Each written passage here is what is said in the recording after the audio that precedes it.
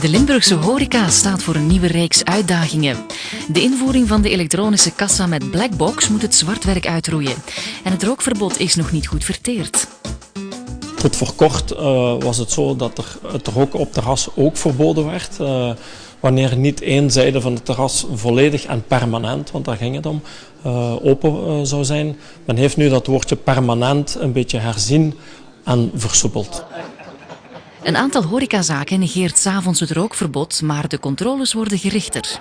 Mensen trachten natuurlijk altijd een beetje de wet te omzeilen, maar controleurs zijn ook niet van gisteren. Dus de controles richten zich nu ook op zaken die na 10 uur nog open zijn. En de controles worden op dat vlak natuurlijk ook beter georganiseerd. Op 1 juli 2013 worden horecazaken verplicht elektronische kassa's te hebben met een blackbox. Zaken dus waar voeding geserveerd wordt, en waar die voeding meer dan 10% van de omzet uitmaakt, dat die verplicht zullen worden om naast hun kassa, die de meesten toch al hebben, eigenlijk een blackbox installeren. Die blackbox is eigenlijk niet meer dan een soort van registratie waar eigenlijk alle verrichtingen die op de kassa worden uitgevoerd opgeslagen worden. Ja, de blackbox, het zegt het zelf, om zwart werk tegen te gaan dan.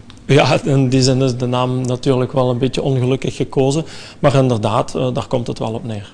Eén ding is zeker, de prijzen zullen stijgen. De ademruimte tussen verkoop, aankoop en kosten, dat die ruimte verbetert. Dus dat kan je op verschillende manieren. Eén mogelijkheid is natuurlijk je prijzen opslaan, maar dat kan je niet tot in de oneindige. Dus moet je aan de kostenkant, eigenlijk vooral aan de arbeidskostenkant, moet je verbeteringen gaan zoeken. Morgen is er in het provinciehuis een infodag over deze problematiek. Wij trachten eigenlijk al onze leden, niet-leden, toch te sensibiliseren en eigenlijk een beetje wakker te schudden van hetgeen dat op hen af gaat komen. Want het is toch niet niks.